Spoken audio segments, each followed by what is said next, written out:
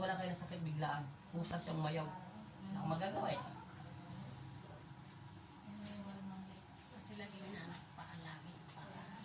Nilulumpo yung paa nyo. Naniwala kayo sa akin. Kaya pala sa kanya. Oo, kita mo walang sakit. Ang tok-tok mo yung kabila. Nawala kayo sakit. Umayaw siya eh. Tao lang yung nagagalit sa inyo na eh.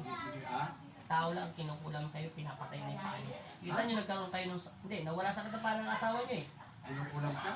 May halong kulam siya.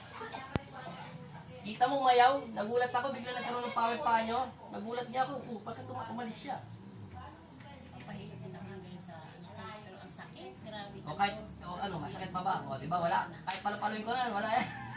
Sakit yan. Umayaw nga siya, yan ang magagawa ko. Natakot siya sa Panginoon. Huwag na. Sabi ko, yung ginaganyan. Panginoon, hindi niya ginaganyan. Hindi, may dasal to. Hindi niya maganyan. Uga-uga. Pag may nananakit dito, Nay, kahit anong hilot yan, matagal na ako naghihilot, nililinis ko muna split wall. Pag hinilot mo kahit sino manghihilot, hindi nawawala sakit. Masakit lalo pag hinilot lalo sumasakit, dinadagdagan nila yun. Ang ikot na yan, wala nga sa inyo eh. Tsaka nagbago temperature ng katawan nyo, kanina para kayong yelo. Tapos bumaliktad. Para sa patay. Ako pag namatay ka, paano si tatay, taga Maynila ako. Maraming babae doon, kapitbahay lang. Natay na. Hindi ka. Pag di ka nagdasal sa Panginoon, paala ka, dagdagang pananalig mo. Mayroon kang kaaway. Hindi ko lang alam kung bakit. Kakausapin ko sa aray siya, tumakbo siya eh. Ano magagawa ko? Di ko siya pwede tawagin. Pusa siyang humiwalay sa katawan mo. Ibig sabihin, natakot na siya sa Panginoon. Hindi naman ako ang nagpalo sa puwet niya, kundi ang Panginoon si Kristo. O Panginoon Jesus Nazareno.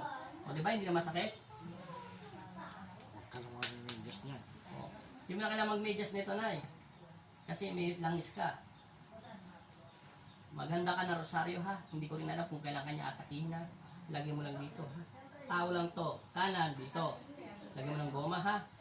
Parang ganito, ha? Bigyan kang lola, pabendisyonan mo O, lagyan mo ng goma. Pag bago matulog. Tapos, kalwete, tao, ha? Dito, ha? Tao, ha? Dapat yung cross sa lubong, ha? Dito harap, kabila. Dito harap, kabila. Pag ganyan, ha? Tapos lagyan mo lang. Pag uminit, doon ka araw na dinadasalan niya. Pero minsan, nasa tindahan ka, try mo lagay. Kung hindi ka naman lumalabas, may tindahan ba kayo? Pag may nakita kang taong nag-iba, may tindahan ba kayo? Sa labas. O sa labas, minsan try mo, medyas ka. O, medyas ka, try mo. Pag yung mga kapitbahay mo biglang tumingin sa'yo at biglang uminit to, alam mo na kung sino yung nagagalit sa'yo. Simbolo yun doon. Kunyari, hindi mo sinasadya, nagkasalubong kayo mata, biglang nagparamdam to. O kaya kinilabutan ka sa kanya. Ibig sabihin, bigla kang, parang itinulak ng Diyos na, anak, siya yung nagagalit sa'yo. Pero hindi sinabi ng Diyos, anak, siya yung nagagalit sa'yo, awayin mo. Hindi inuutos ng Diyos yun, ha? Demonyo nagutos yun. Anak, patawarin mo siya. Ako ang bahala sa kanya, papaluin ko pet niya.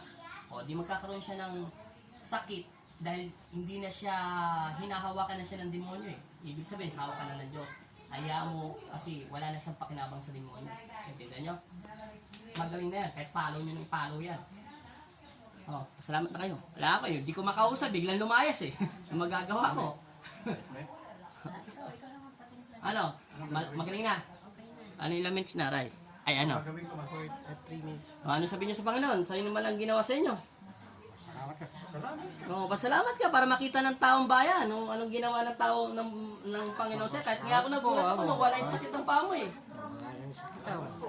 Dahil sa nawala yung mga sakit. Oh, nahiya lang si nanay. Maraming salamat po, Panginoon Jesus, sa mga saril sa ginawa sa kanyang himala. Amen. Okay na.